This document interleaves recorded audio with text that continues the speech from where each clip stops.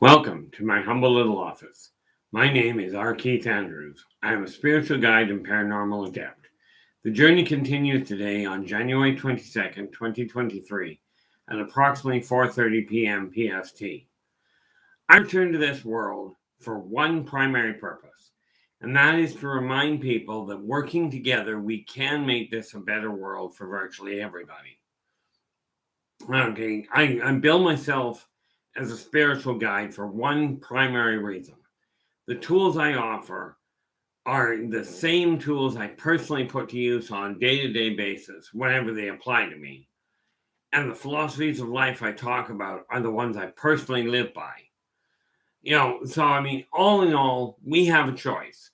Now, the past we cannot do anything about. There's been a lot of talk about, we can go back in time and, what could we do if we can go back in time? Well, let's cut it to the chase. Okay. From everything I've seen, you're not going back in time. You can go forward. But with that in mind, putting the negative past behind us, take a look at what you've gone through. Take a look at 2022. Okay. And see whether or not you got things accomplished that you were aiming at. If you did, this is fantastic. If you did not, do not look at it, guys. Do your best not to look at the past going, I've got to go back and do this, because you're not going back. So we're not going to look to the past anymore. We're going to look at the present. Where are you right now? What are you up to? And what can you accomplish? Okay. Now, the reality is not a single individual that I'm aware of is able to do everything they require on their own. And football, welcome to the show. Glad you can make it. You come in with the gold. And what do we got here? And there is Jenny joining us. How you doing, Jenny? You've come in with the silver. Nicely done. Just getting the stream up so I can actually see what's going on. And look at that. It's even off. In a manner of speaking. We can look to the past. I don't see the point. Okay, personally. Now, if somebody can come up with a viable reason why we should look at the past and pay a lot of attention to things we didn't accomplish, let me know by all means. Okay, but 2022 is over. As a matter of fact, everything before this show and before this stream started is already over. We can't go back and do anything about the past. All we've got is the future. Okay, and the only time we can change things is in the present, which happens to be right here, right now. Now, with this in mind, I'm going to make a list while I'm going down here. Actually, I'll go through this first.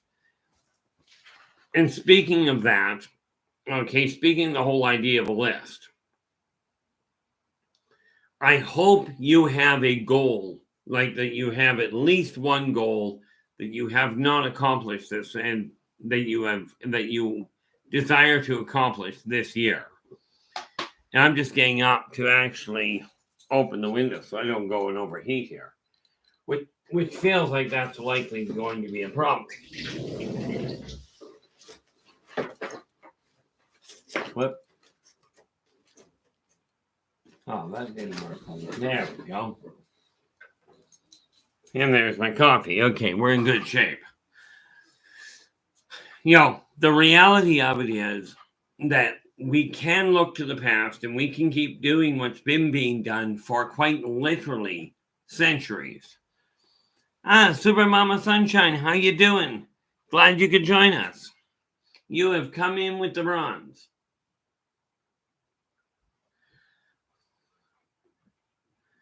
I wonder what we're doing right now. Just a rough guess. A rough assessment where I am. Where are you? Let's go to the temperature here. And we are, that would not be nice. We are currently at 1 degree now. 1 degree means Fahrenheit wise, where I am here in Kelowna, I'm sitting in about 34. And that's only a rough gauge. Okay, but I'm sitting here at 34 degrees. I got my window open because I'm overheating, which might give you an idea. For centuries, we have been taught, and I mean we on the whole, people have been taught to fear everything. The time for that fear to end has got to be now. Now, I personally am choosing not to worry about the fear side of it. There's a lot of things that could go wrong. Okay. Now, I wonder how many of you really desire to look at the negative, at the things that could go wrong, or would you rather? And let's get a show of hands here. Would you rather look at the things that could go wrong, or look at the things that you've got a shot at making go right? Okay. That's the question you have to ask. Well, you don't have to, but it is wise to. Now, I've got a bunch of things here I've got a bunch of notes here that I was working on. Today was a little occupied. I only got finished my gaming an hour ago, roughly.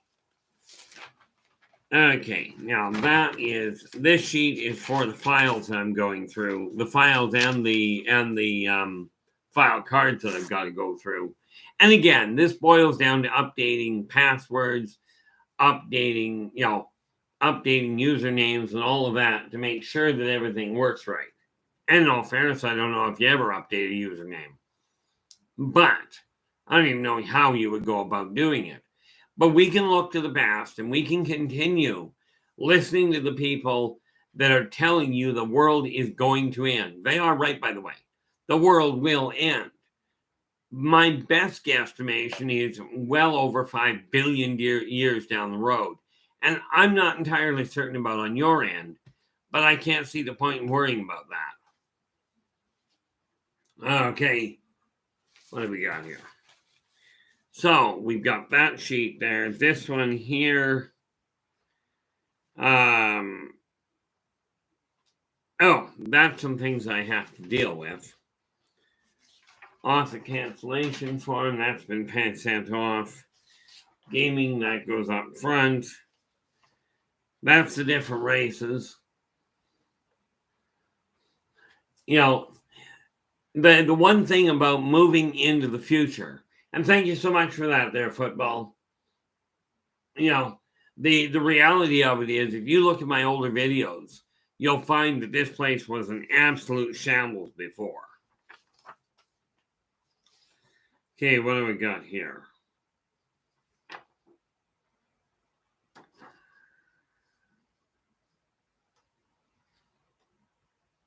Oh, that was all the stuff to do with the reason I canceled that.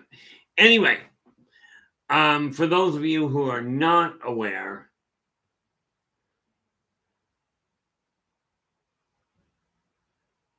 yeah, honestly, Jenny, it really is. Hey, Nathan, I didn't quite catch you coming in here. But let's see, just football came in first. Jenny, Super Mama, and Nathan, you have made it in with honorable mention.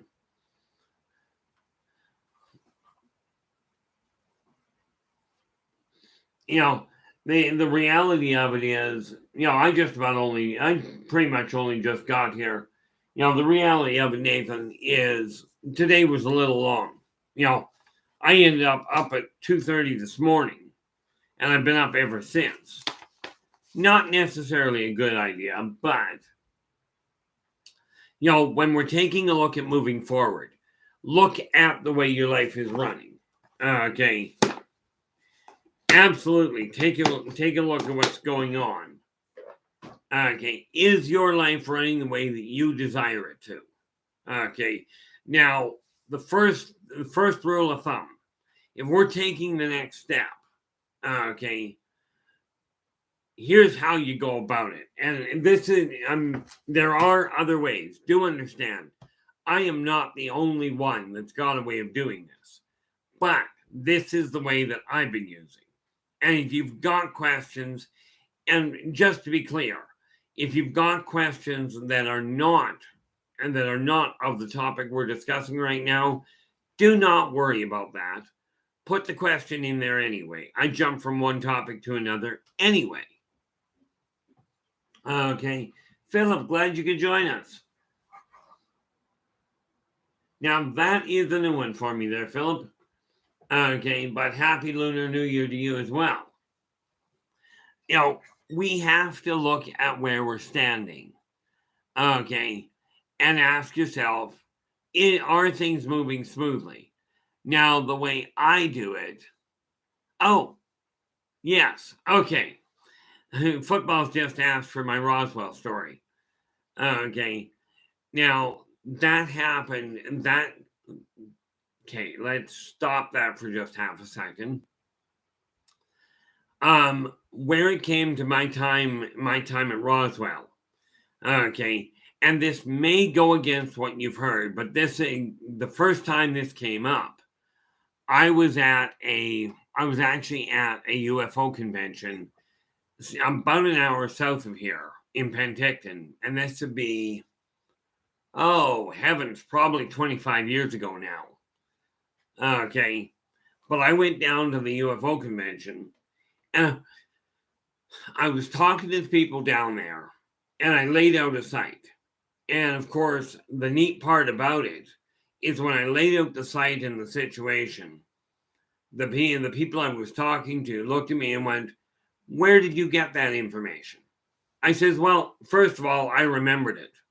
Okay, bear in mind, I remember past lives. Okay, mine specifically. So essentially, what happened? Do not ask me the day. I have enough trouble remembering the day that I'm on today. Okay, but essentially, what happened was there were two ships. Okay, there were two streaks, essentially streaks of light across the sky. Okay, and they were firing laterally at each other. These were not military. These were not, well, frankly, they didn't behave like Terran military. And bear in mind, at the time, I was in the military. Joe, how you doing?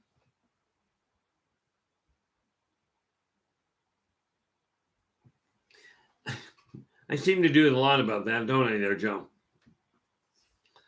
Joe's just asking to talk about repeating yourself when you talk or repeating the same words over again.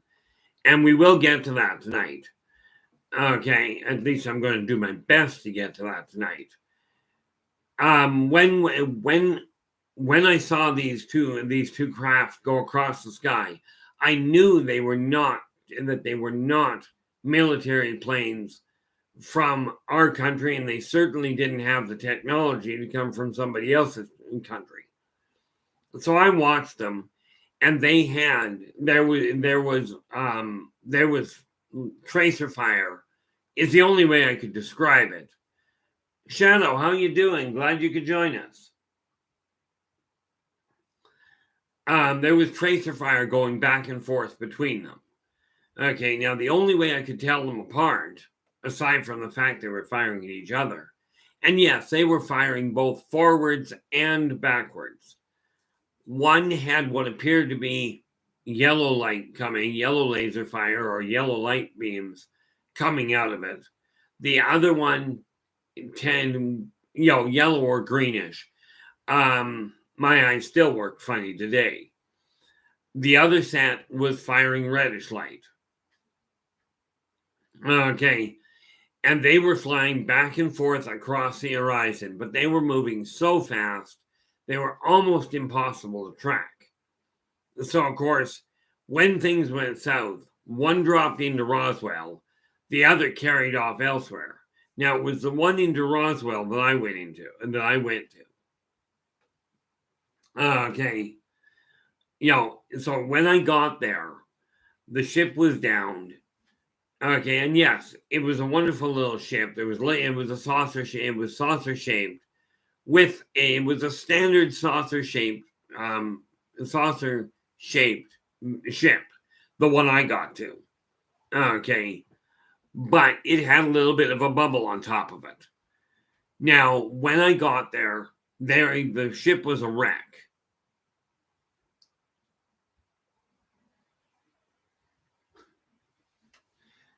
In all honesty, Philip, I haven't seen one there in literally more than a decade. But when I got to the ship, when I got to the site, and I was one of the first to actually get to the site, because simply put, I was in proximity. Okay. But there were, no, first and foremost, it wasn't just one type of body there, but there were actually 5 bodies. Well, technically there were 4. Okay, well there were 4 adults and a child. Now, I don't know what happened to the have the child on there. Okay, but 2 of the people crashed. 2 of the occupants were dead on impact. Now, at the time, I didn't know what they were. Okay, all I knew was they were short, round about 3 feet tall, maybe a fraction taller. Okay, 2 of them were short, a little tall, and were short around the 3-foot mark, 3-fingered with gray skin, and bald as you could get with huge eyes. There was a third one that was a lot taller than the first 2. Still the same configuration, but longer, more gangly legs, more gangly arms, and longer fingers. Okay, but the facial configuration was still bald with huge eyes. Okay. Now, the two short gray ones were already deceased. Okay. The taller one, the taller gray one, was really, really badly banged up. Okay. And then there was the 4th one, which was reptilian. Okay. Roundabout, and I'll tell you, talk about a big individual. But she was somewhere in excess of the 8-foot mark. Now, at the time, I myself was just over 6 feet. So she was a big woman. And, it was pretty obvious to tell she was female for a couple of reasons. One was that, well, frankly, she looked female in spite of being reptilian. Okay. And yeah, the reality of it is it was a weird setup. But when I got there, now understanding I was an extremely violent individual in that lifetime, but something was a little off. So I turned around, I approached this individual. I couldn't understand what she was saying. Okay.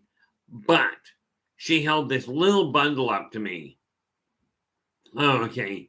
She held this little bundle up. And this is before all of the extra people arrived. Thank you so much there, Philip. This was going on before the entourage showed up from the military. So she holds this little tiny bundle up and hands it to me and says, please protect it. Okay. Now, how she got that message across, I don't honestly know. Okay. I just know I got that feeling from her that she wanted this child protected. So whatever triggered in my mind, I don't know. But I took the little lizard, and no offense to her. Okay, but I took this tiny little thing. And I mean, it was all of maybe, a shoulder width in length. Okay, bear in mind the thing had a tail as well. I collected it up. Now I already knew, and I do not recall. I don't know if I ever knew the name of the actual tribe, but there were North American Indians there. Okay, there were a few of them that had already gathered on the edge of the crash site that were sitting there, and I had seen them as I was coming down, but they didn't move, so I didn't bother with them. But I knew the tribe. I'd been in the area before, And I knew the tribe was very connected to the material world and didn't unlike to the physical world, to the natural world. And I knew that they were still at odds with much of what was going on. Now, for whatever reason, and I cannot give you an honest one on that one, aside from I honestly don't know, this little child, the mother got it through to me that this child needed protecting. So I took the child, and instead of holding on to it for my superiors, I took the child over to the edge of the clearing to the natives and handed the child to them and told them, please protect the child, get it to safety. Okay, so they took this reptilian and took off with it. They weren't there, they were long gone by the time that my superiors arrived. So of course I'm going through the site, and they were looking the site over. And of course it was funny because there were a couple of locals there that had already arrived, local police, plus a farmer there. Okay. And we were already going through the area when my superiors arrived. So I went through, I went to the superiors and said, this is what I'm dealing with. Okay. Here's what I've already seen. I don't know why I didn't say anything about the fact that there was a child that was dropped off. Okay. But I forgot to mention, as soon as I got the child away, I had come back to the reptilian and I let her know the child was out of the area. She'd be saying that I was certain she would be safe and I'd keep an eye on her. Okay. Right after that, she passed away. Okay, now we've got all the locals showing up. And I'm talking to a few of them. For whatever reason, I don't rightly know why, but I did not tell anybody about this thing. Maybe it was because it didn't really sink into me just exactly what had just gone down. But when I made my report, I reported on the firefight that I saw. I reported on the maneuverability and all of that side of it, the tactical side. Because let's face it, these were vehicles that had the potential of being a very definitive threat to the U.S. At that time, I wasn't worried about whether or not they would be a threat to anybody else. Okay, so I told them about what I saw in the way of the technology. Told them that here were the bodies. One was still alive. The tall gray was still alive when my superiors arrived. And they very rapidly, popped him onto a gurney.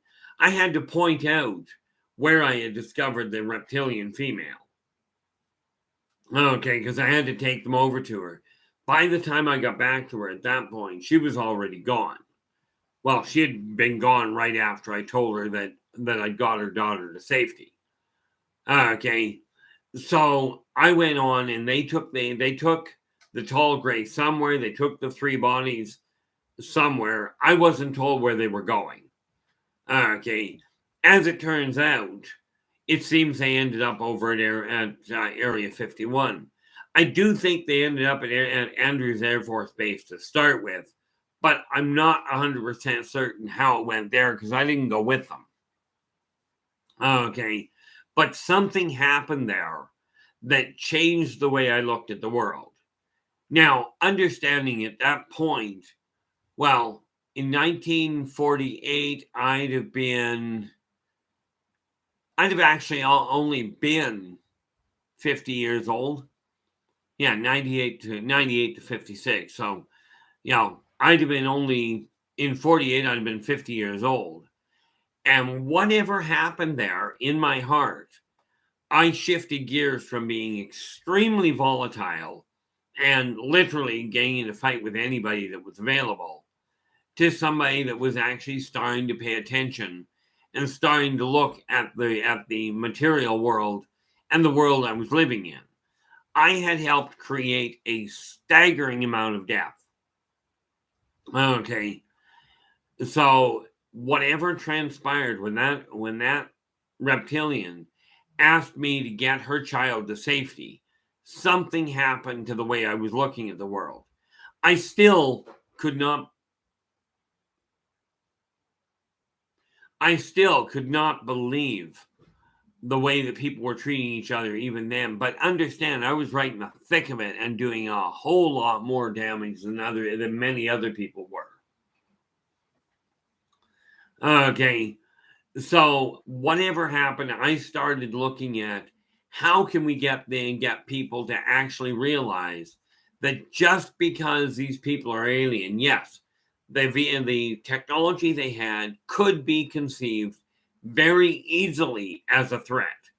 But I had talked to this one reptilian, clearly not human. Her English was a little hard to understand. I'll tell you, the accent is just something bizarre. But we managed to talk enough for me to get a very genuine feeling that, yes, they take care of their kids just like most humans were. There was little difference between them, except for the fact, that we cannot deal with. Cannot do that.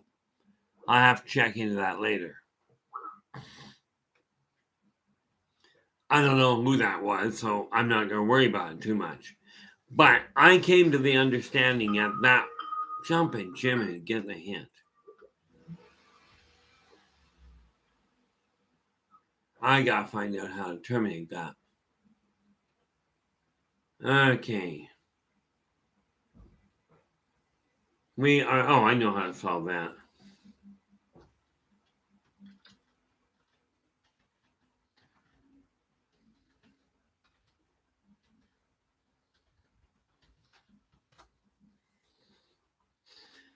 Just figured I'd shut that down. I'll figure out what that was later. Pardon the interruption, because that throws me off track really quick.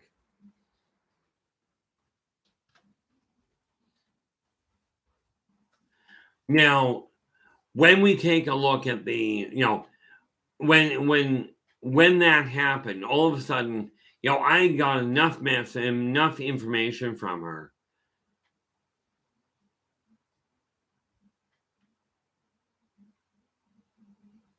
What is up? Can't see what I'm doing here.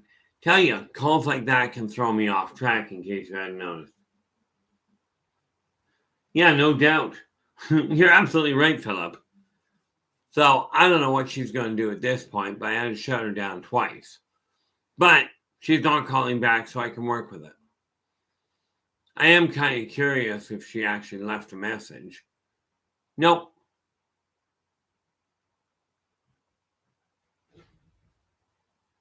Well, that's always nice. I can tell you this. Saint, how you doing? Glad you could join us. Whoever this is, I've got no connection to her, so it could be anywhere. She could be from anywhere, and it's not really a relevant concern. But I talked to this reptilian in very broken English and really, really heavy accent. You want to try heavy accent, I'll tell you, reptilians really have it. Because, you got to remember, this particular race literally had a forked tongue. YJ, how you doing? So I knew enough, I could get enough of a feeling, especially with the way she handed me her child, and was willing to trust me. Quite frankly, a very violent, total stranger, with the safety of her child. And for whatever reason, I went, I'm not going to go back on this. I took the child from her, got it to safety. Okay, turned around, got it to safety, and then came back to let her know that the child was safe, at least as safe as I could make her. Now, I don't know what happened to her after that. I do know that what happened to me was all of a sudden I was no longer angry at everybody. Okay. I looked at this reptilian and went, there is a sign of somebody that is actually a decent person, not a human. Clearly not a human. The woman was covered in scales. She had a tail. Okay. So she, had a tail, 3 fingers with talons. This was not a human and Hollywood makeup was not that good at that time. Hollywood makeup today is phenomenal. Okay, but at that time they really weren't. Besides that, you could watch you could watch her scales move as she breathed. Okay.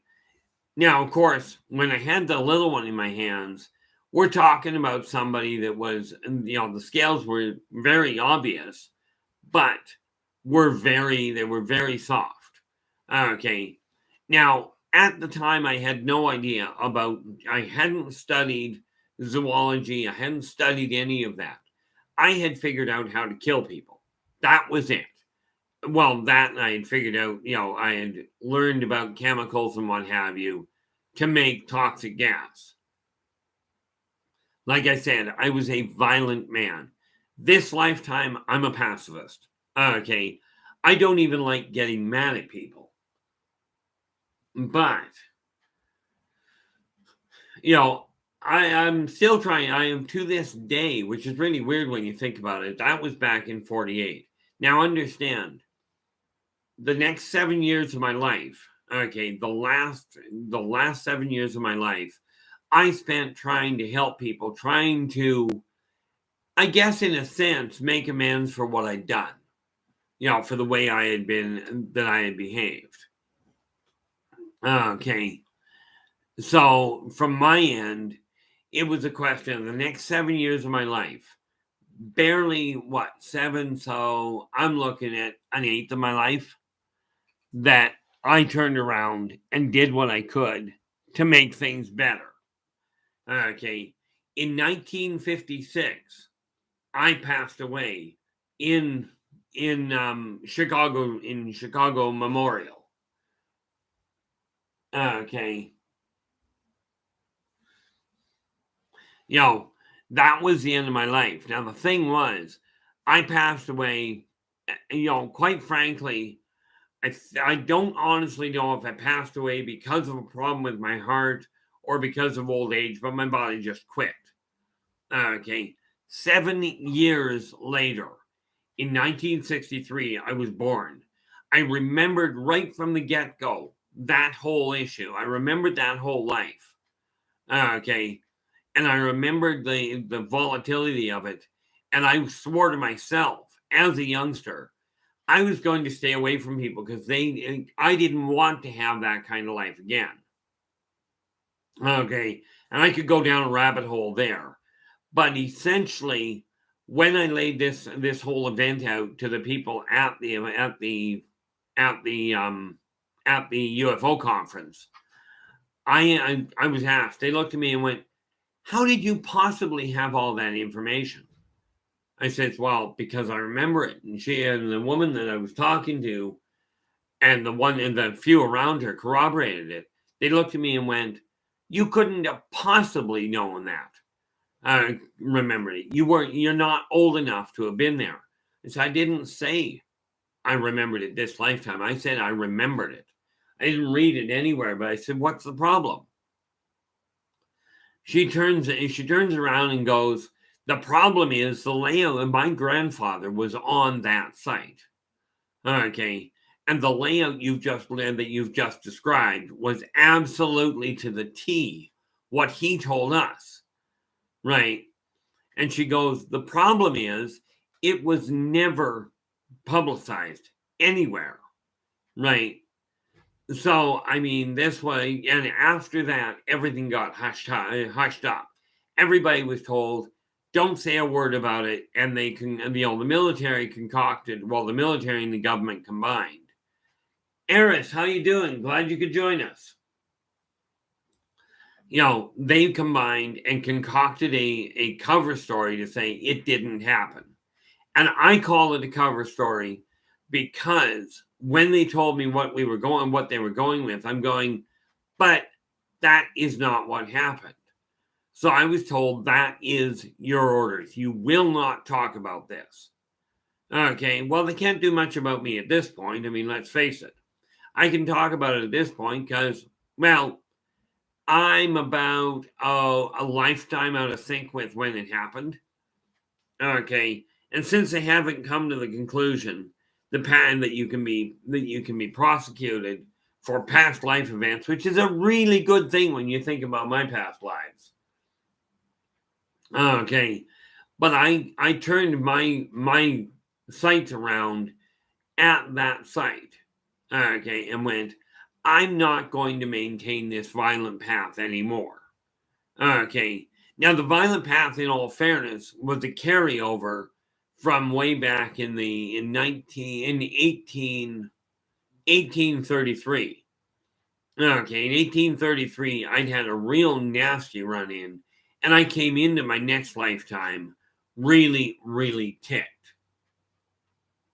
Now, with that in mind, I'm going to go back to this question that was asked, and I just got to go back up here and find out where it is.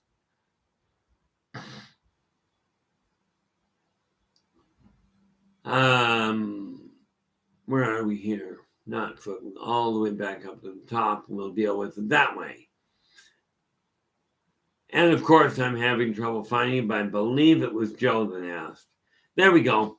Now, Joe, in answer to your question, okay, the reason people repeat themselves, okay, is actually quite a simple one. More often than not, it is simply a psychological way to recatch your step. If you're moving too fast with your thoughts, repeating yourself does help bring you back on track so you can regain where you are. Carl, how you doing? Glad you could join us. So you end up repeating yourself to, number one, get back on the track so you know where you are. Okay. Sometimes you end up repeating yourself to help other people make sure other people get the message. Okay.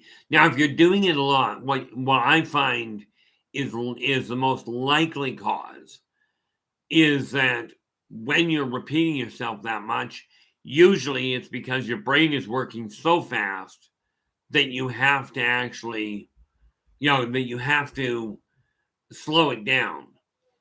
Many people, and I know you guys have seen me do this, okay, where I'll use things like now or but or whatever, okay, but you say a word to break the speed of the flow. It's kind of like tapping your brakes on an icy hill to slow your brain down enough that you can regain your composure, as it were. But that is the primary reason. Now, I am no psychologist. As far as I've never been trained, I've never even taken a course in studying linguistics and speech patterning. Okay, so this is just what I've seen by dealing with people for the last where are we here? 49 years. Okay, and well over 100,000 clients. This is just the observation I've noticed. Okay. That's one of the biggest things that I look at. Okay. Is people do it, they seem to do it to slow themselves down. Because in case you hadn't noticed, even like myself, I stumble over my words an awful lot. Now, just a quick little moment. I like the way that Nathan put it yesterday, I think. The obligatory, and it really isn't, but it would be appreciated if you like the channel to hit the thumbs up, give us a like and hit the subscribe button. That would be really, really appreciated. Okay. One of my goals this year has been, right from the get-go, to break the 1,000 subscribers mark. Now, I'm currently at 352, and I've sat there for a few days. I'd love to see that climb. Okay, now whether I'm going to make it, well, let's just take a peek at that because I don't have it right handy. But Let us see. Take that, and we've got, if we take 1,000, subtract 352, equals that. We divide that by 11 more. Yeah, that would be a challenge. Gain 59 new subscribers and consistently every month, maybe shooting a little high. But, quite frankly, I'm going to shoot for it anyway. You know, the nice little part about the whole thing, from my standpoint, I'm just scrolling back down here. Oh, thank you so much for that football. That was a Christmas gift from a friend of mine. And I can tell you this one, the other one, give you an idea. This one holds 12 ounces. The last one held almost double that. World, how you doing? Glad you could join us. Now, you know, from my standpoint, it's very simple. That event, you know, I was looking at that event, yeah, you know, and I look at it regularly because the carryover to that, after I saved that child's life, okay, now I saved the child's life in 47. Okay, 47 or 48. Well, in 68, so we're talking 20 years later. Okay, 20 years later in a brand new lifetime. Okay, that same female reptilian is the one that rescued me when I was terminated in the my labs. She is the one that rescued me and took me to her people to save my life.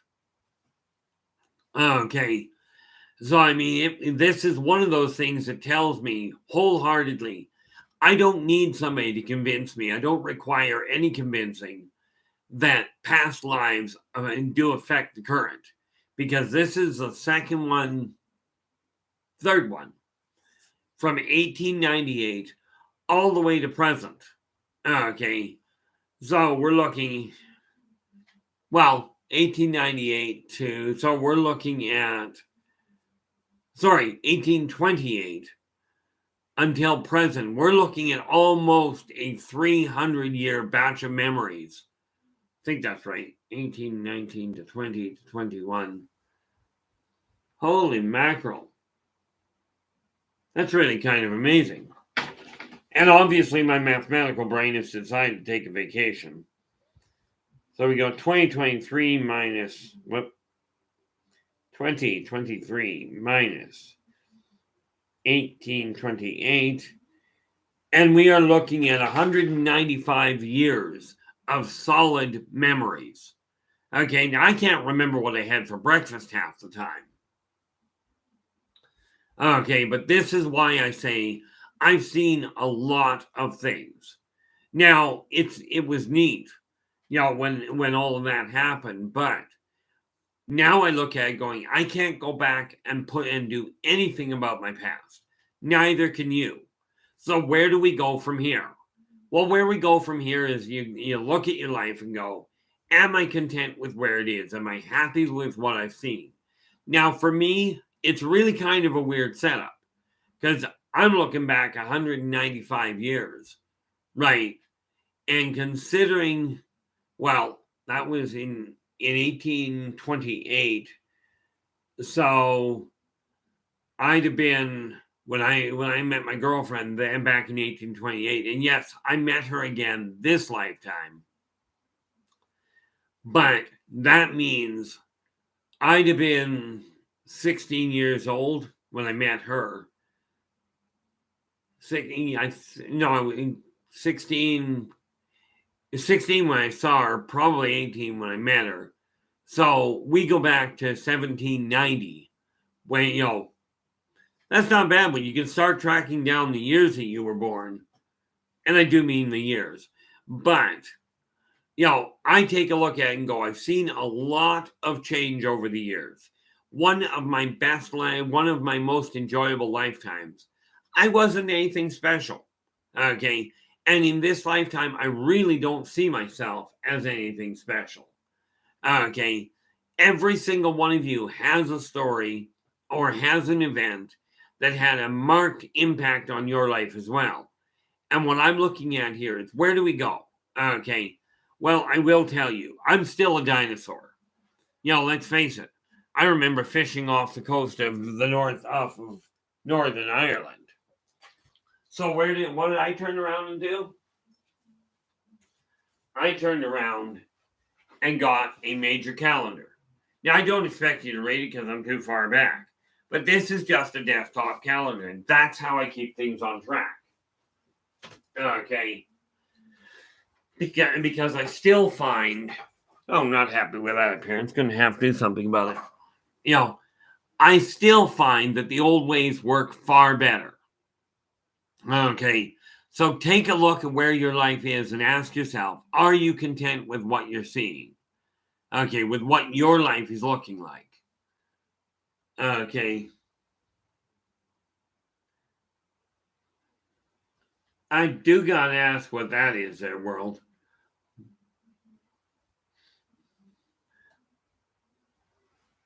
Oh, not a problem there, Joe. I hope that made sense to you. A lot of what we do is based on past patterning or is based on what we've been taught. Okay. And I will tell you, the number of people I talk to that are taught to fear everything is absolutely mind-boggling. Okay. So I look at it now and go, okay, what am I dealing with? So what I'm dealing with, I'm still working on getting things done, but as it turns out, time and I are going to argue for years. I'm sure of it. But you take a goal, whatever it is. Now, I've got and we might just well bring you guys up to speed on this one. What have we got? Hey, Ken, how you doing? Glad you could join us. This particular little book. Okay. I'm sure some of you recognize it. Yes, I am pushing to get it done. And here's where the real kicker to it is. It is, okay, Races of the Worlds is 60, well, ignore that one. 62 pages long right now. Okay. Now, in order to get everything moving properly, okay, and again, if you've already purchased Races of the Worlds, when I come out with the second printing, okay, I will be tracking down the people that already have it, and they will get an automatic copy for free, because what's happening is I'm adding a little bit of information to it, and I'm adding the pictures. Okay. Now, there are 60 pages, so in order to do that, okay, well, I've got 60 pages that have to be dealt with, 62 pages, okay, that have to be dealt with. So to completely edit them, okay, if I look at 10 a week, to completely edit them, I'm looking at 6 weeks. So it won't be the end of February. It'll be, the end of March sort of thing. Okay. But the holdup, that will be by the time it's totally edited. The holdup is that it's going to take some time to get the rest of the pictures done. And I figure at 5 a week there, we're looking at instead, because I've got, matter of fact, let's find out. Whoop, shouldn't have done that. I go over here and we go to row.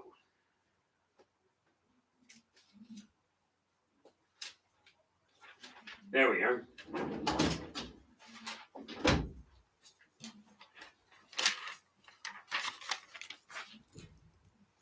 See, open the window to bring the temperature down, then it drops so fast that I'm actually in good shape.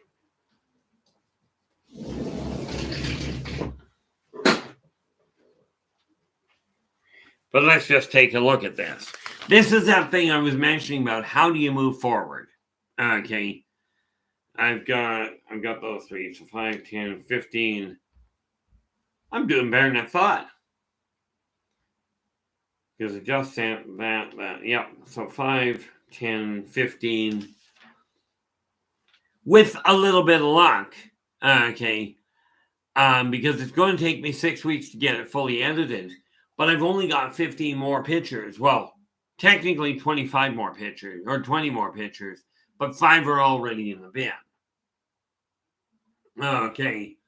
So you take that goal and break it down into smaller parts. So I am pushing to, and of course, the fact that I'm actually telling you this is what I'm working on does have a tendency of kind of bringing it to the forefront of my mind to help me keep it organized. Okay, because it's a self-imposed deadline. And I do desire to have this done by the, as quickly as I can. So when I get done this particular stream, I will start working on, I will be working on Races of the World. Oh, that was the thing I was going to see if I had. And I don't know if I've got them printed out here, but let's take a look. What are these? Different pictures and what have you, but not what I'm looking for. So we go all the way back to here.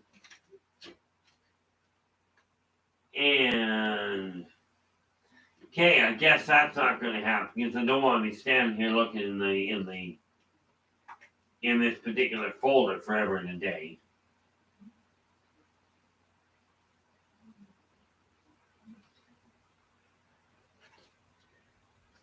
Well, that's not entirely what I wanted, but what is that? Okay, since I don't have it readily available, we won't worry about it too much.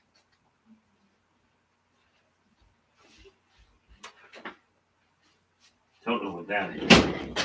So, I'm going to have to find the few pictures that I have printed off just so we can get an idea what's coming up.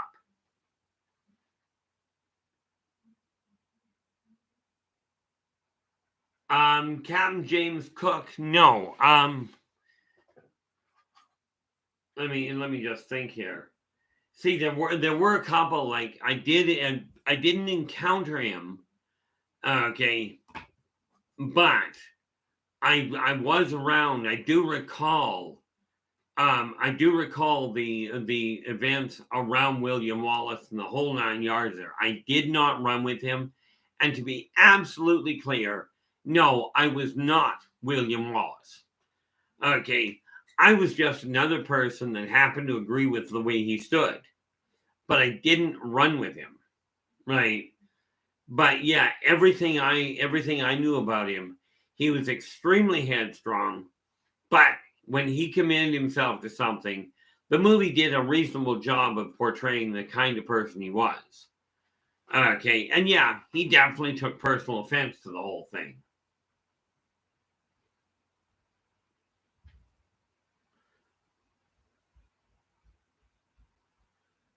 Well, he was bound to pass sooner or later. Unfortunately, Joe, like I remember Randy. I remember Randy when he was in his prime. Very weird individual. But no, from the past, I remember meeting a number of people, some of which I will not go into. But I do remember I was actually, I believe, I keep forgetting whether I was studying under Plato or whether I studied beside him. Okay, and it's just a little bit of a hiccup on trying to piece together time frames and what have you. I did meet William Shakespeare, phenomenal artist. Okay, bit too heavy of a drinker, but a phenomenal artist. Where it came into being a playwright. And again, I met him. I was not William Shakespeare. Would that I could write like he did. But the neat part was when I was actually studying English in school, I could read Old English without any problem at all. The part where it comes to ancient Greece, I remember it quite well. Like I remember sitting, and I just keep forgetting whether I was taught by Plato or whether we were actually classmates. Okay, but I definitively, there is no question. There are some people from famous point that people know as being really famous, but was I always a famous person? Heck, most of the time I worked in the shadows. You know, at the time when the story of Robin Hood came out, Robin of Locksley. Again, I never ran with him. Okay. And whether that was his real name or not, everything I know about it was. Of course, people were known to lie in the fields that I was working in. Okay. But at that point, he was absolutely, he would steal from the rich, he'd give to the poor. What they don't tell you is that the poor he was giving to were his merry men. Now, he was taking care of them. Okay, there's no question there. But he was an interesting individual, to say the least. I did, there were a lot of lifetimes that I had.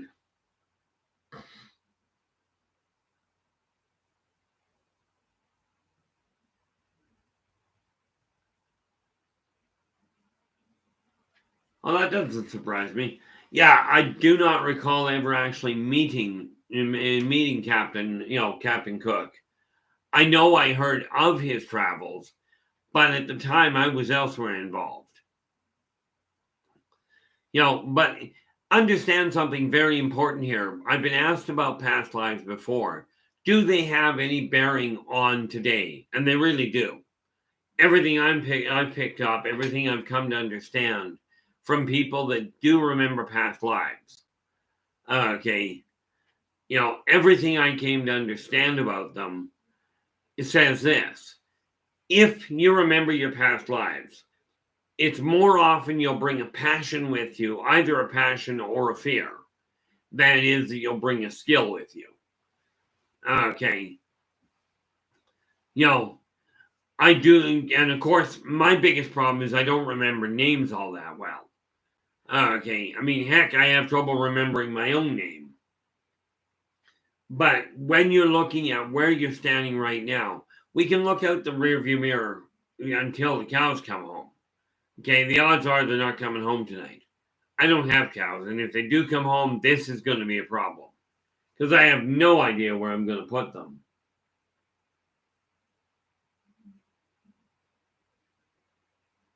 Yeah, that's the problem, Carl. And I know you guys have heard me swap over, and I'll use words from a different language.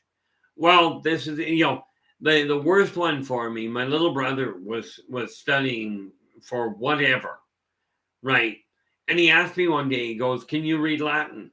I said, "No." I said, I never studied it. I've never looked at it. He says, "Well, would you be willing to try? Would you be willing to read what you can so I can study a little?" I says, "Yeah, absolutely." So he hands me a book. As a matter of fact, I've still got the book. But he hands me a book on Latin and asked me to read a little bit out of it. And so I went, "Sure, no problem," and started reading it. It was just like bang, bang, out it came. Right. And he looked at me and he goes, "I thought you said you couldn't read Latin." I said, "I couldn't until I picked up the book." Right. I says, I never looked at it. So, I mean, this is how I found out that was working quite well for me. Absolutely. And then sometimes, especially when you start looking at some of the languages there, Cliff, Cliff's just saying, I think many people have things going on with them that they've picked up and reused literally for convenience. Okay. The reality of it is take all of your memories and bear in mind the imagination is the key to your higher senses. I know this for an absolute certainty, like as close to absolute as I'm getting anyway. But you take all of your memories, all of your goals, and work with them. Take advantage of the insights that you've got. Take advantage of the connections that you've got with people to really work with them and get a clear picture of what you're aiming for. Okay. Like for me, now, like I've just taken a look at this. And if I'm doing 10 a week at 62 pages, I'm looking at 10 pages a week. I'm looking at 6 weeks.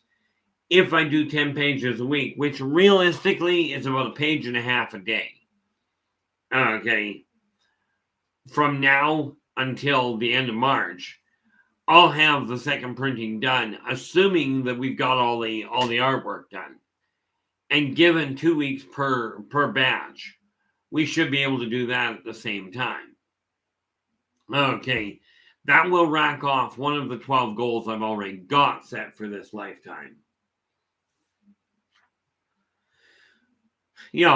And what we have to realize is that when you get a goal in your heart, then you can actually make things happen.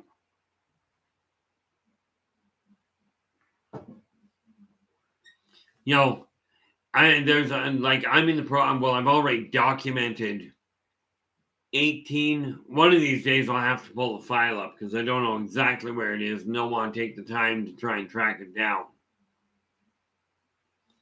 But some of the bigger events that people know of, like I remember the gladiatorial revolt back in ancient Rome. I remember when the banks did, when everything was going south. And the thing that people don't realize is half of why Rome fell was because the bankers, the people that had all the money on the go, they pulled all their support out at the same time. This is something that the current world is dangerously on track to do again. Okay, but you take a look at the memories. Even if you think you've been going through something or you've been remembering something, write that down, even if it's just in point form to start with. By focusing on that, you'll be able to piece things together and get a little more focused on the way you desire your life to run. Okay, now, back in 1860, which is really neat when you think about it. No, 1760, sorry. In 1760, I ran a plantation. Well, actually, I ran 3 plantations down in southern Louisiana. Okay. So, did I have slaves? Absolutely. Did I ever agree with slavery? No. So I put it to use. Okay, and I found a way where I could actually work within the system. And this is the whole key. People talk about, the world's going to collapse and we've got to overthrow the system. No, you don't. Okay. Look up George Orwell's Animal Farm, assuming some genius hasn't gone and banned it. Okay. If you can find a copy of George Orwell's Animal Farm, read that. It'll show you what happens if you make the mistake of overthrowing a government instead of changing it from within by getting involved in politics yourself. Okay, and for pity's sakes, if you're going to get involved in politics, please, please, please become an honest politician, or more to the point, remain an honest politician. Yes, I realize that is a heck of an uphill battle for some people, but it's very necessary because the systems that are already in place, the political systems, the legal systems, the educational systems, the relationships or the religious systems, these systems are sound. Okay, but what we have to do is, just like they were guided out of sync with society, they've got to be guided back into sync with society. And that's got to be done from within the systems. Okay. Now, I take a look at it and go, okay, I now have a very solid, very doable 6-week plan to get Races of the Worlds, the second printing, done. Okay. Now, I will tell you one major change that I did notice when I was going through it and pulling pictures together. Because like I said, like I told people the first time when I wrote Races of the Worlds to start with, people were asking for the information, in such numbers that I put it down as efficiently as I could, which is why it is written as a reference manual. Okay. But there were some things that were a little bit off kilter. Okay. Not so much the information in them, but just to give you an idea. Okay. Now, that is 2 of the pages. We'll just hold there so you can actually see me. Okay.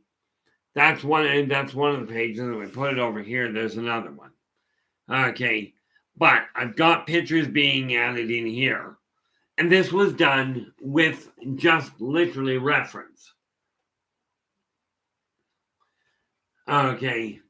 It's like, for instance, and this is just common inside it, the physical descriptions, which were a little lax on the original book, their diet, their reproduction method, what humans tend to refer to them as, their overall government compared to human. I don't go into the individual laws.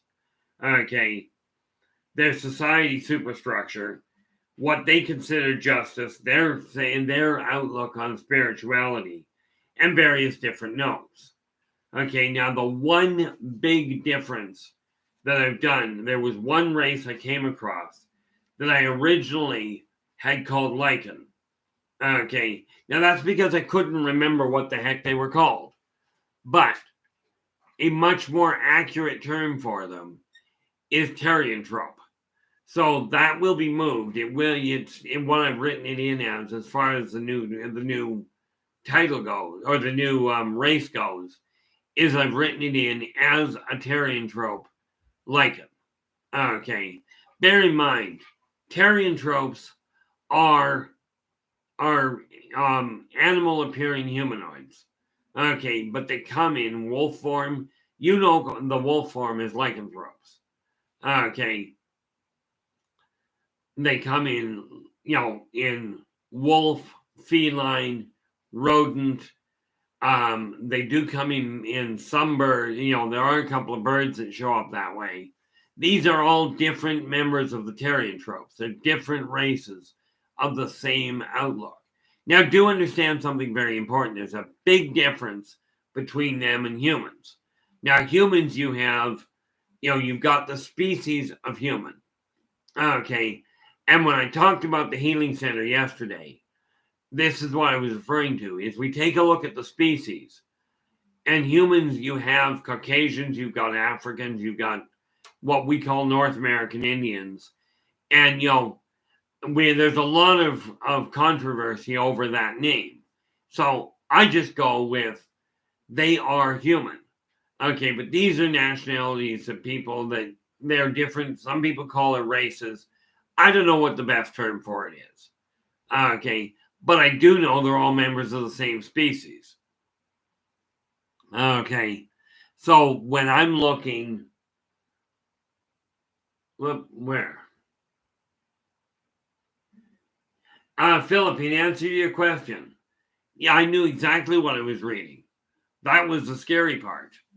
Okay, I shouldn't say exactly. I should say I could piece it together quite nicely. Do I speak Latin per se? No, but I can manage to read the majority of what I'm looking at.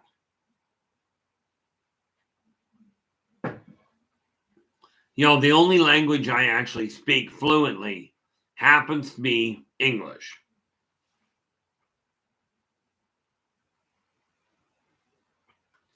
The reality of it is that, a lot of languages are very similar. Okay, but and I am not a linguist. I didn't study that side of it. I studied English and I studied business. Would have been nice if I'd have paid attention more to the to the importance of the financial side of business. Money has never driven me anywhere. Okay. Primarily because if you take a dollar bill and set it on a driver's side, first and foremost, the poor thing cannot reach the gas pedal. Okay. Top it all off with, even if it stands up on its narrow side, you can't see over the dashboard. Now, do you want somebody that small driving you anywhere? So you take a look at where you are, and you don't worry about how you got there. That is one of the biggest miscalculations you could make, is trying to figure out specifically how you got to where you are. Okay. As I had to tell my own mother, years ago, she kept pushing the idea, how did you get into this mess? And I kept looking at her. I just looked at her one day and I said, look, we're not going down that road because I don't know how I got into this mess. If I knew, I wouldn't be in the mess. At this point, I now know a few decades later, I now know exactly how I did it. Okay. I do know, I did manage to figure out what I was doing wrong. And because of that, I am now able to turn around and avoid making that miscalculation all over again. Okay. But again, when you're moving forward, you do not look to the past. You just don't. It doesn't work that well for you. Okay. Because first, you got to remember, we are not in a position to change the past in the first place. It just doesn't work that way. Okay.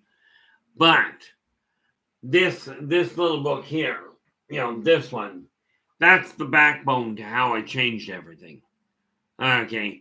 That was the backbone behind taking my life from where it was to putting my life back on track. Okay. So that's that one. This little one is exactly the tools I used. Well, this is only about half the tools I used. Okay. I've got another book that covered the financial side of it that I used to put my business on track. But understand, I opened my business back in 2007. Okay. Because I was working full time, I never bothered taking the time to really push it. At this point, that's become the focal point. Okay. And it's the same as you. If you've got a goal, even if it was a goal from when you were 15, 16 years old, I really desire to build this, or I really desire to do this for a living. Okay. I'm telling you, if you're not dead, and if you are dead, oops, probably talking to you anyway. But if you're not dead, okay, I'm telling you, it's not too late to get started on that project. Okay. It really boils down to an issue of deciding, is this still something you desire to do? And if it is, like I had a client years ago that really had wanted to be a doctor all her life. Okay. When she came to me, she was 52. Okay, and I told her it could be done, and I walked with her through it. She did all the work, and the same applies to you. Lacey, how you doing? Glad you could join us. Hope your day has been going well. I do appreciate that, Joe. I really am hoping that this will take away some of that tendency of people to, go, oh, it's too late for this. This woman at 52, okay, I worked with her to help to talk to her when she ran into, if you will, I'll call it emotional holdout, emotional barriers. But it really boiled down to she ran into a problem with struggling with the idea. She was 52, going to school with kids that were 18. Okay, that were 18, 19 years old. And like I told her one day, I said, look, you got to look at it this way. I said, number one, there is no doubt in my heart, you've got the strength to make this happen. I said, but think of it this way. If just want a little more, since you've been trying to help people all your life, if you take the time, okay, if you take the time to do this, understand you're 52, you're matching pace with these kids. Think of the inspiration. And this goes to every one of you that is past that point where you're told, oh, you're getting too old to do this. I'll tell you what you're too old to do. Okay. If you had a goal that said you would be a business owner by the time you were 30. Okay. If you're over 30, you're not going to make it. You can still be a business owner. You can still make it to being a multimillionaire if that's what drives you. You're just not going to do it by the time you're 30. Okay. Same as Races of the Worlds. I had really hoped I was going to, or not Races of the Worlds, rather. Well, it too. But the Return to Paradise of the Yldrbac Chronicles, I had really hoped to have done by the end of the year, by the end of last year. That didn't happen. At this point, I am simply pushing to get it done. Okay.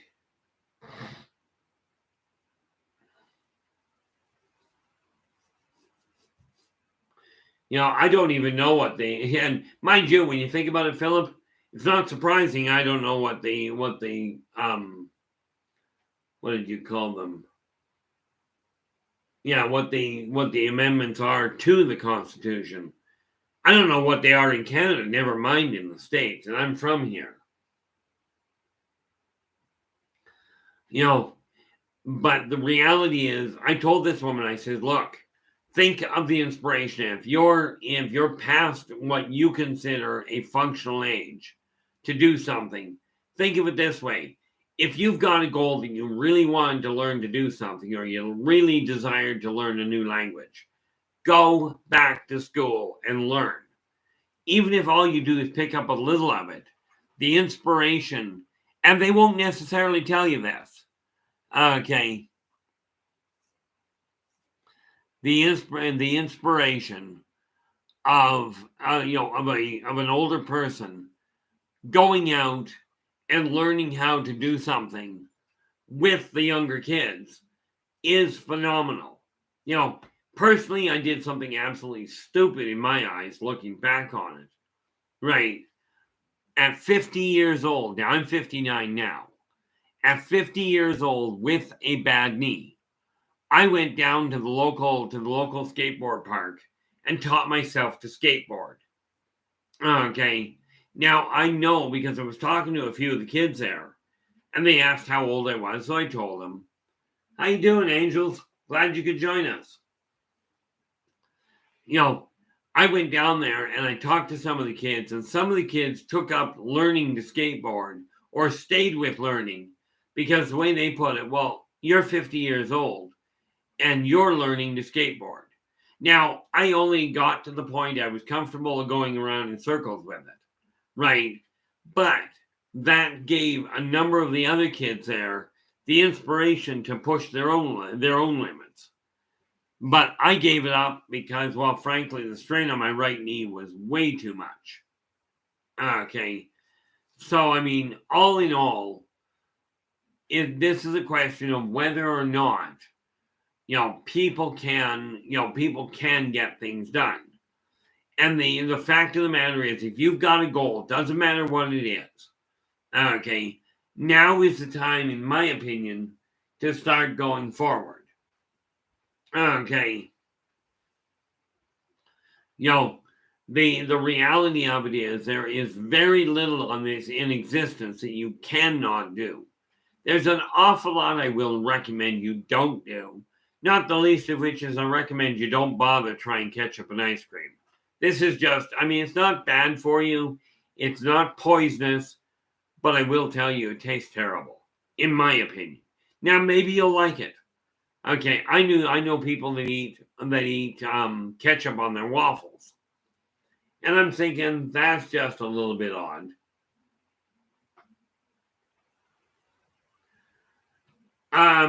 Cliff, Cliff has just said the only way to learn is by making mistakes. And, personally, I found a slightly different fashion. if you watch other people, okay, and this is where guided education can come in really handy. Okay, if you watch what other people do, if you take guidance from somebody that has done it successfully, you don't have to go through the same problems. Okay, you can avoid those setbacks. Spooky, how you doing? Glad you could join us. Yeah, hot sauce I don't honestly do it myself, but if you like hot sauce there, world, when I was taking my bartending course back in 1996, we actually had to develop a shooter and a highball that, for our final exam. Well, there was no way I was just going to put something together and say, here, try this, do this, without testing it. Needless to say, the night that I was studying for it, that I was working out the drinks, the buddy and I that were working them out, we did make them. Okay. But the real twisted side of it was we were some wrecked by the end of the night. Okay. If you like hot and you like alcohol, okay, I made this drink and it worked like an absolute charm. Okay.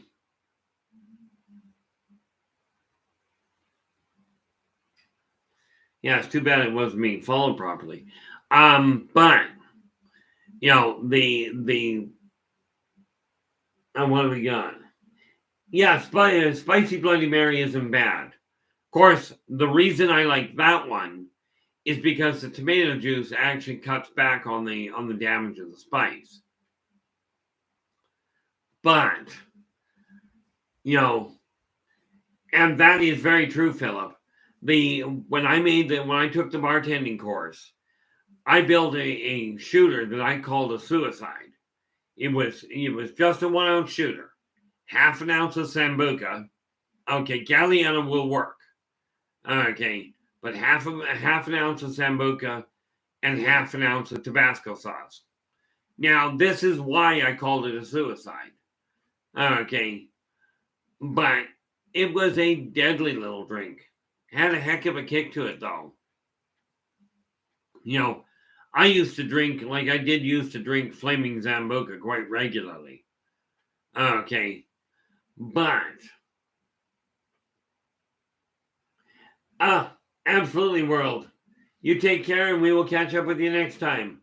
After I'm done this, I will drop in and see what's up. Because I'll tell you guys, and let me just grab this just because of the fact I can. World, where are you? Or not world. Which one are we dealing with here? World, there you go. Gotta find it, because guys, this guy, World really puts on a great show. Okay, and I would love to see you guys drop in for him. Take a peek at it. Take a look at what he's got to say and what he talks about. Really well worth the listen. And there's the link to it, guys. And again, thanks so much for dropping in there, world. No.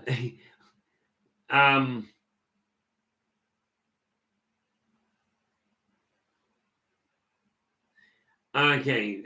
No, what I was talking about there, Lovey Love, was with tomatoes and with the spicy Bloody Mary. The tomato juice dampens the spice. Okay.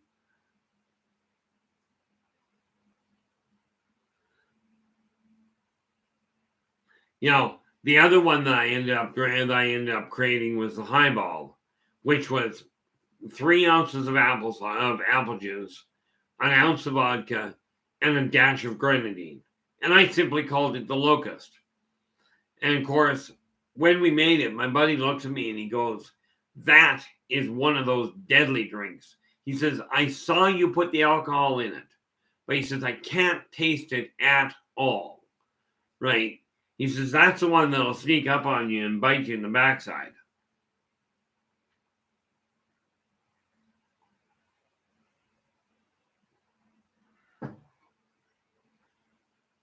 You're more than welcome there, world.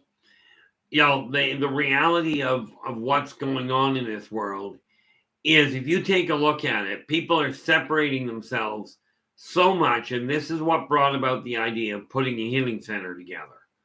People are spending so much time striving to separate themselves into smaller particles. Okay, and there's this difference, and I'm not the same as you because I don't relate to that, etc., etc.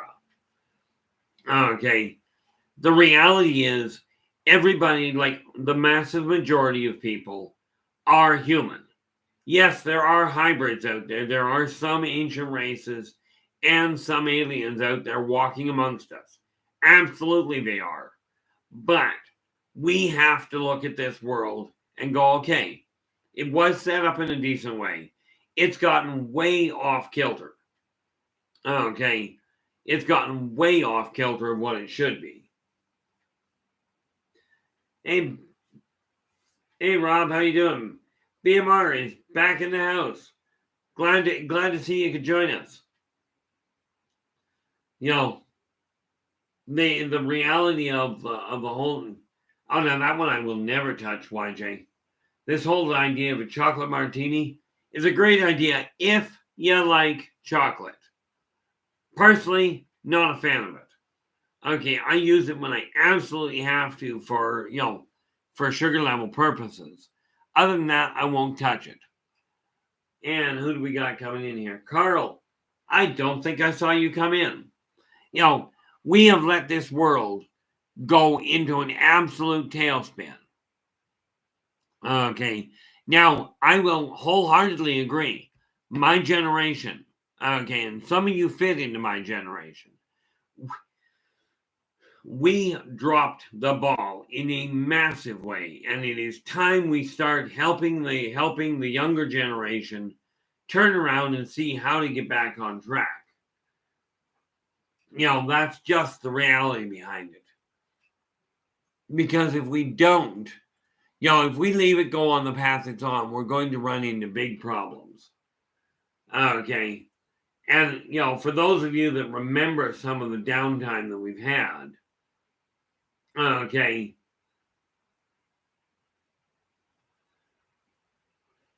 you do realize, Eris, if you use vodka as rubbing alcohol, you're going to smell like an alcoholic, whether you drink or not. So I can understand where it can be a bit of a hiccup.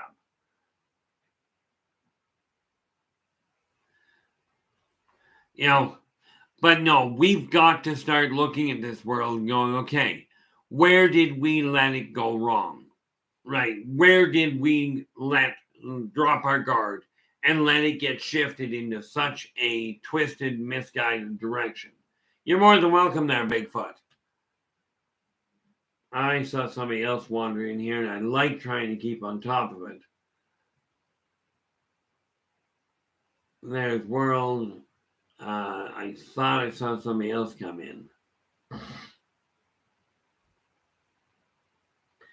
And of course, now I can't find them. But, the reality is, like, I look at this side of it, just putting out these links to people, and it won't be what are we looking at here? Before I actually turn myself into a bit of a twisted mess, put that there and then find out what my day, what the day of the week is here. There we are. Yeah, not this Friday, but a week next Friday, I'll be back on Spaced Out. But, on Spaced Out Radio. But this is the link to check him out. And to check his stuff out. Again, every one of these sites that I'm popping up here, that was the one I missed. And I don't know if you're still in the room there, Chad. If you are, great. If not, well, we'll catch up to you again. Okay. So, here we are. And we pop that in there. Because the reality is, if we take a look at the way the world is right now, we can leave it on the path it's on. But I'm telling you, the path it's on leads to a bad outcome. I remember you know, I remember when when Rome fell, and people didn't believe it was going to happen, and then we ended up in the middle of the Dark Ages. Okay, and rest assured, it wasn't quite as dark as you might think. There were a lot of fires burning. Okay, but we have to, at this point, now my generation really messed things up. And yeah, we were guided to mess it up by the generation before us. But we took that in hand and we absolutely twisted it inside out. What I'm encouraging you to do is join me in helping turn this around and getting people back talking to each other. Okay. If we start doing this, we can set the stage for this world, for the next generation coming up, to get started on actually building forward. That's just the reality of it from my standpoint. But we've got the choice. We can continue listening to people telling us to fear everything, to fear the creator because he's such a violent, vindictive, nasty individual if you don't. Okay. There are so many people, so many groups that will sit there and tell you, take a look at this individual and be sure you worship him. Because if you don't worship him, okay, he will hurt you. Now, I don't know about you, but when I was growing up, there were lots of bullies I knew.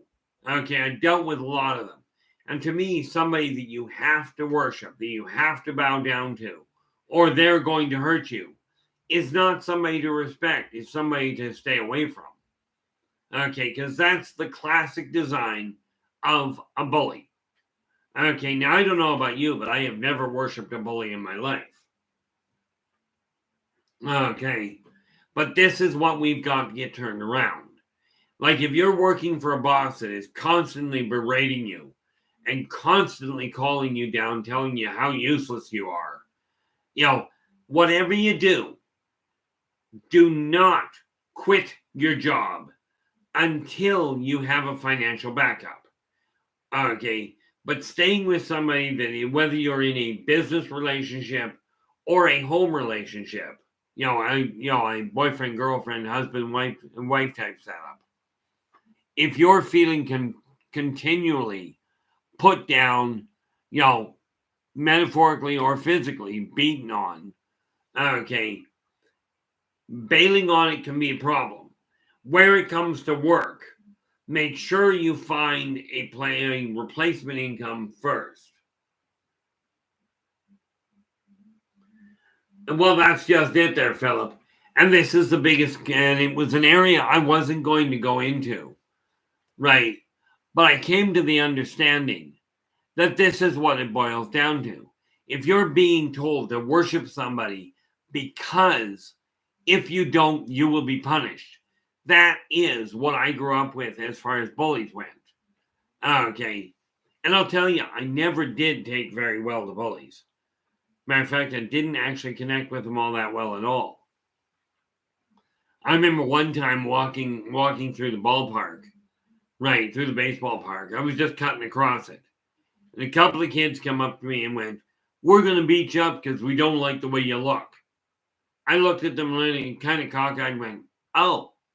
And I physically turned my back on them and walked off. I didn't run away. I just walked away. Of course, they're standing there going, "Well, what am I supposed to do now?" Like, this is the kind of feeling they were giving off. But if you're around people that are telling you you have to do what they say, or you have to do what that person says, because if you don't, you will be punished. Okay. Now, do understand there is a very big difference between somebody you're told to worship and parents. Okay. Parents are supposed to guide you in finding out how to set your own boundaries and how to land on your feet. Unfortunately, that doesn't happen as often as I'd like. But in case you hadn't noticed, the people are, parents that are like that, and for that matter, the so-called spiritual guides that are doing that on their venue, okay, have been taught to do that by the preceding generations. This situation we are facing now is not a question of it just being something that just came up. Okay. I would really strongly suggest there, Super Mama. I do feel for you because I ran into the same problem all my life. And, until I became really badly reclusive, at which point I don't deal with bullies that much. Of course, I don't deal with people that much. This is more this whole issue of coming online is way more energy that I put into connecting with people than I've done in, heavens, probably 25, 30 years. Matter of fact, I started pulling away from people completely in 1987. That was the day, that was in February of 87, was when the young lass that I went into the drugs and alcohol, into that world to pull her out of. That was when she walked out of the drug and alcohol world. That was also when I walked away from people on the whole. And I'm just piecing this together at this point.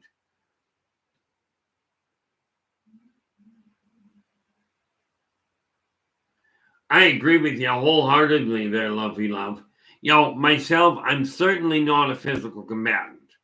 Okay, I've never been trained, but I've got a mouth on me that runs like a sewer when I don't watch it. I remember sitting in a pub one day. I was just in there for dinner on my own, and this guy that was just huge, he's sitting there yelling at the girl that was with him, and he's going, "You're the one that's forcing me to drink. You're making me drink." And he's just repeatedly beating, metaphorically beating on her with this, and he's just yelling at her.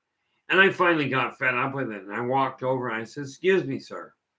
I said, "Sorry to interrupt, but are you really trying to tell everybody in this bar that this tiny little woman who is less than half your size is actually physically holding you down and pouring alcohol in your mouth?"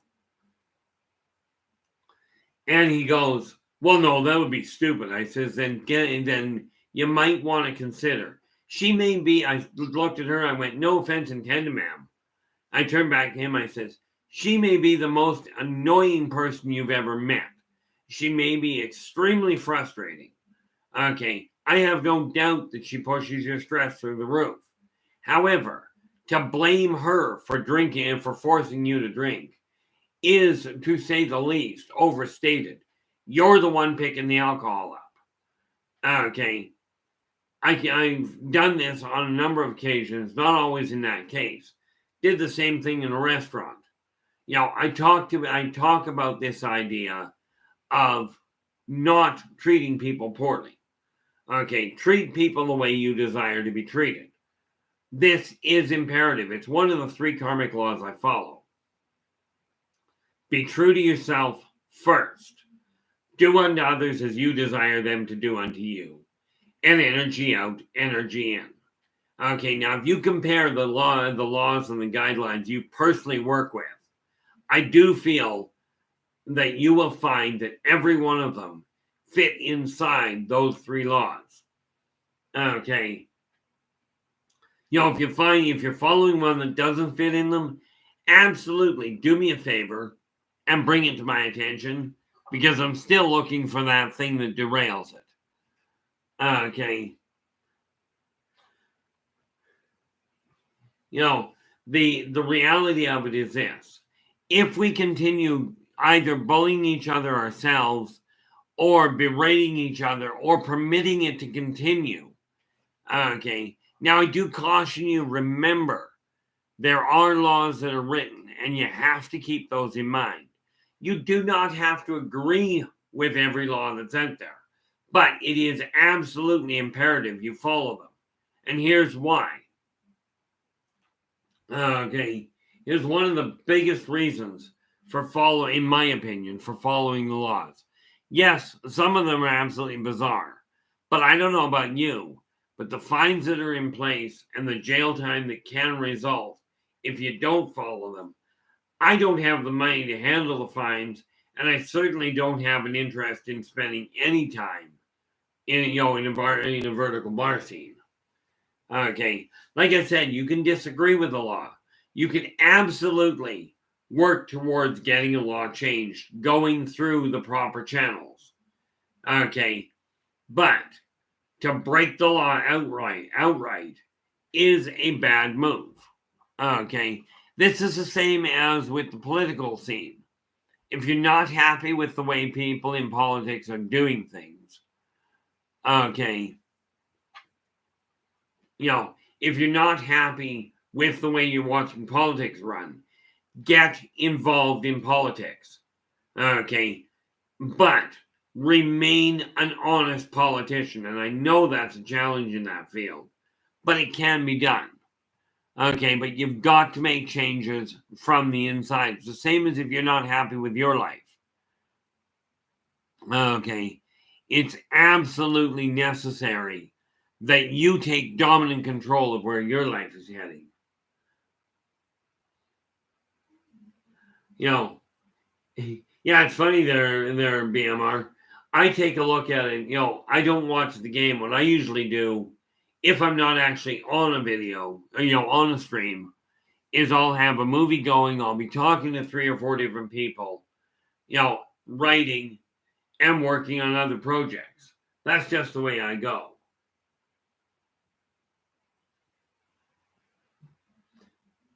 I'm just scanning through this.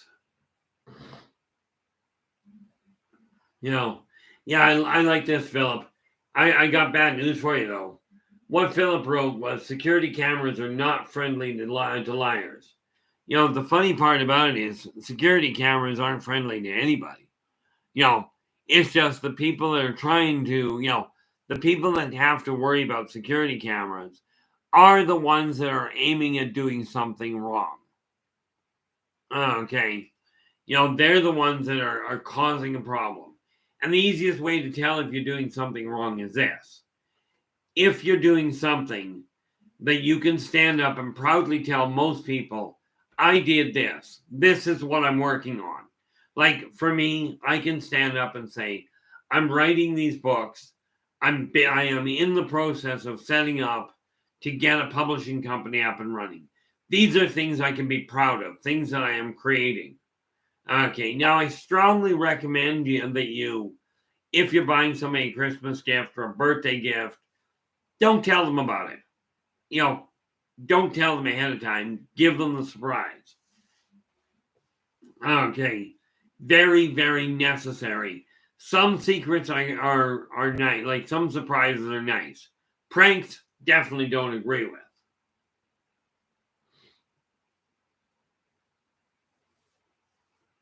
It's funny. I can, with my computer and with the way my hearing works, I can actually watch a movie.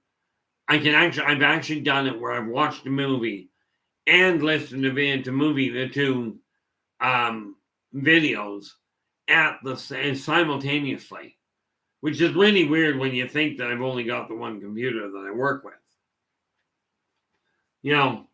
But we have to take a look at this world and go, okay, this is the path we've been going down. Now, are we going to continue going down this path? Or are we going to change the way it's been being done? The call is yours. Now, let me ask you this. Which would you rather? Would you rather listen to somebody continually tell you, fear this guy because fear this guy or fear this entity because he's going to retaliate. He's going to mess you up really, really badly. Okay. Now, is this the kind of person that makes sense to follow? Okay.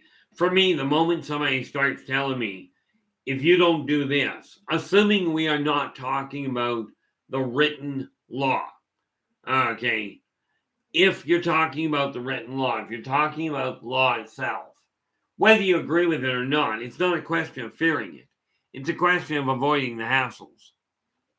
Okay. But When you go into somebody else's house, somebody else's business, doesn't matter. You must follow the laws of the land in which you are. Now, in my house, okay, bear in mind, I work from home. In my house, if people come in, I don't worry about shoes. I wear shoes in my house most of the time anyway, right? But if somebody's household or somebody's business says, take your shoes off, then take your shoes off. Don't argue with them that you should be able to do, and that you should be able to wear what you will. That's not your home. And I see this in stores a lot where people are doing that sort of thing. You know,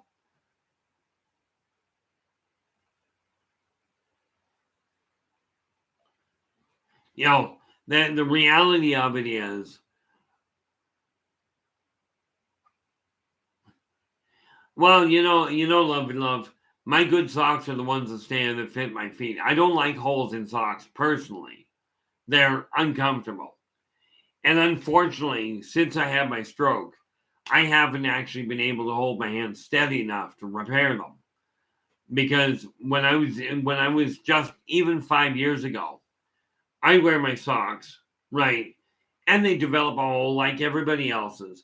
But I darn my own socks because I couldn't see the point in throwing them out.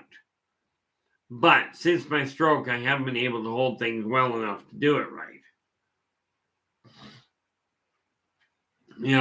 So I'm looking at this, where it comes, like, we've gone all over the place today, which is quite frankly normal from my standpoint. Okay. But the reality is, if you desire to help change the world, absolutely. And I say this in all honesty. Okay. If you like the video, if you like the road that we're going down here, absolutely do me a favor and hit that like button. Give us a thumbs up, give us a like, and remember to hit the subscribe button. Okay. Because the reality is, I get over 1,000 subscribers at this point. And, at this point with YouTube, and it becomes an extra source of income. Now, my concern at this point is getting the message out to people. It's just that simple. Okay. It's a question of making certain that people turn around and start to work with each other as best as they can.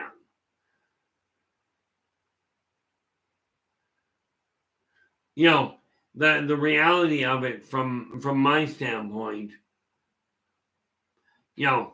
is when you're taking a look at where your life is. Like, if you look at my past videos, this whole office used to be an absolute shambles. I'm in the process of figuring out how to move my desk without crippling everything else. How to move this desk, this whole office setup, into the back room so that I can run it. And it is going to mean moving my computer somewhere, and I haven't quite figured out where yet. But I've got a few months to do that. Okay. But the more that we work with each other, the more we encourage each other, the stronger things are going to get, and the better this society is going to run. Okay, people keep talking to me about, the Garden of Eden and how everything used to be peace on earth. Well, the Garden of Eden is earth. It is not one little location. Nobody has done dominion over it. Okay, but we can put it back that way. Now, we were talking earlier about some of the people I knew of.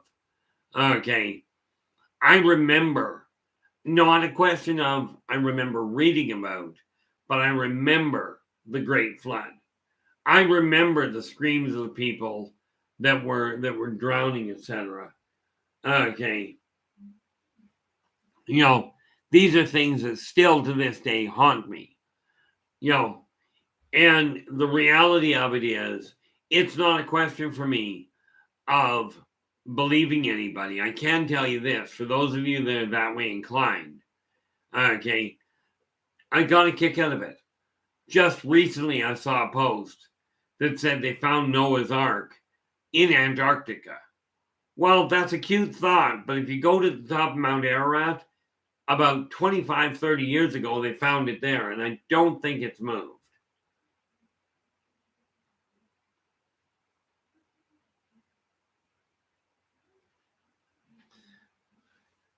You know, the reality of the world is this.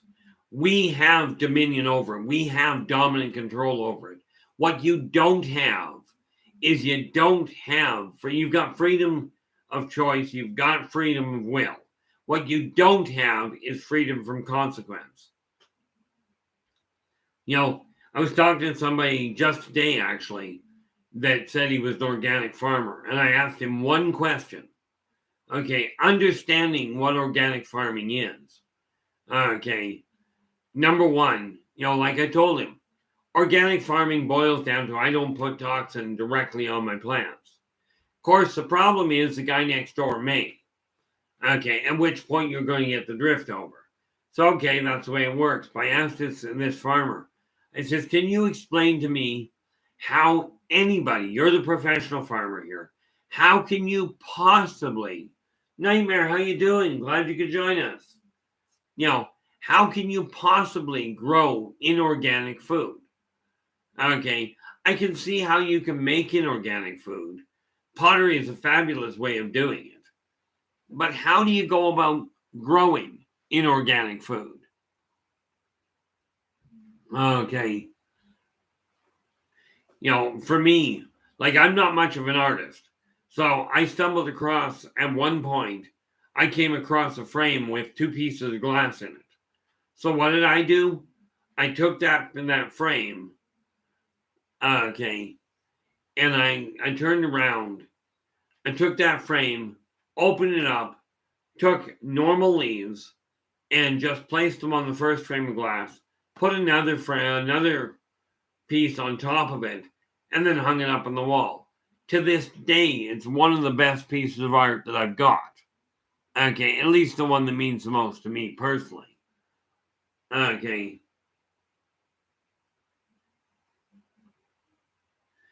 The reality of it is, and thank you so much for that, BMR. I really appreciate it.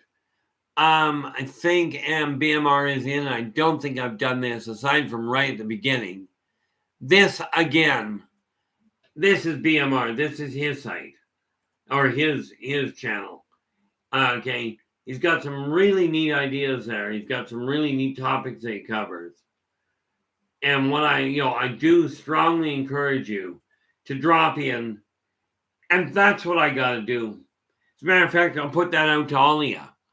Okay, that sounded really, really bad. But for every one of you that has a YouTube channel, drop me a line. There's all kinds of ways of getting a hold of me listed below this video. Drop me a line that says when your video if you've got a regular channel, okay, like a regular time slot that you run, drop me a line stating when it is, and I will add it to the information that I post here.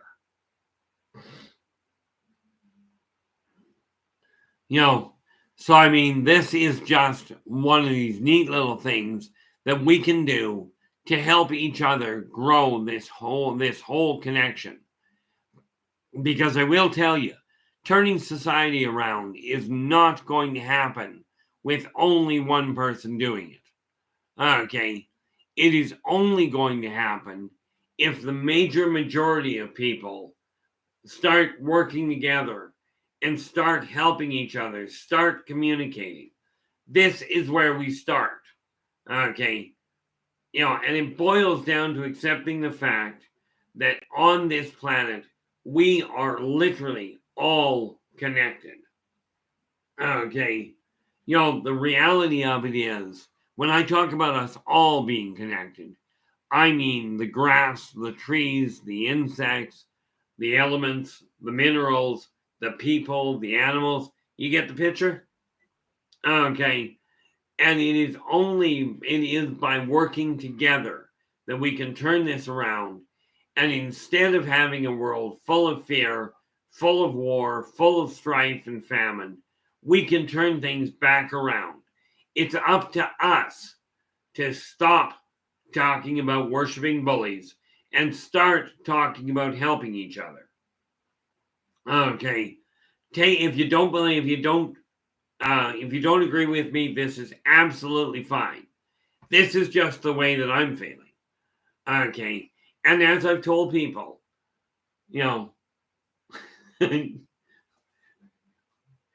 that's just something odd to turn around and look in.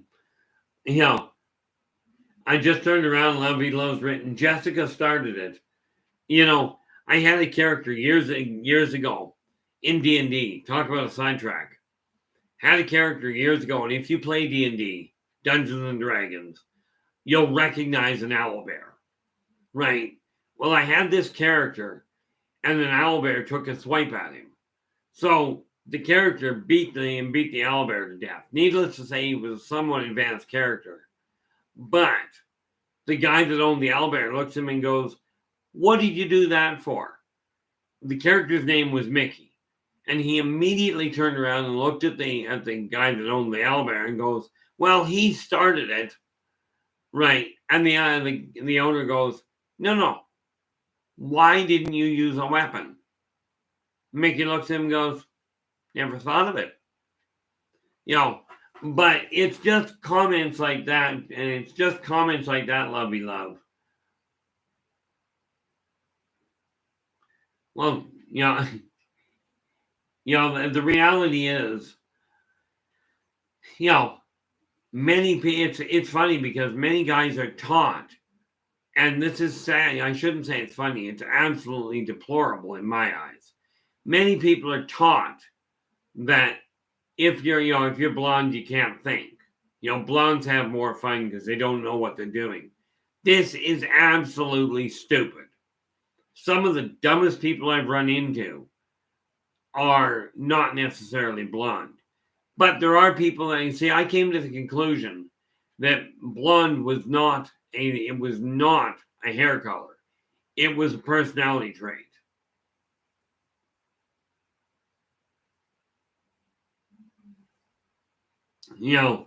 But guys, we are coming down to the end. So I really want to say thank you so much for joining me today. I really appreciate the support that I've received from you. And like I said, if you can give me a like on the stream, if you like it, that is, and subscribe to the channel, that would be really, really appreciated. Okay. With that in mind, I am going to say farewell for tonight. I will be back again tomorrow.